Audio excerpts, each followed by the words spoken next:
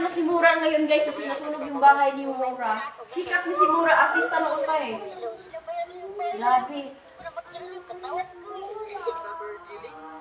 Na tayo. Artista dati si Mura siguro kasi sikat si Mura. Kaso talaga yan, nasunugan yung bahay niya. Si Aaron sa Nasunugan niya, totoo yan ni ano dito sa Baka bumabalik ka sa pagkabata. Wala na bahay. Kailangan mo na ata ng pampers. Tingnan mo nga. Ano? Yan!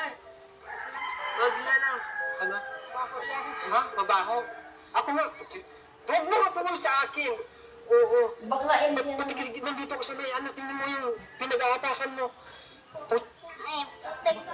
Putik naman ang dati. Na ano? Nagabuhat sa akin eh. Ah, wala nang bubutas yung mga kapatid mo. Kapatid ko, pinabayaan ako. Na mahirap na si Mura. Hindi na sikat ni si Mura, nasunugan kasi yung bahay niya. Kahit yung papa ko, ganun. Pinabayaan ka ni papa mo. Hindi, kaming dalawa ng papa, pinabayaan nila. Yung ganun. O bakit ka naiiyak? Na pinabayaan ka? Dahil nga dito sa pinapa. Kasi wala kasi mahal na tumutulong sa kanya. Buhay pa si Mahal talaga na naman tumulong yan.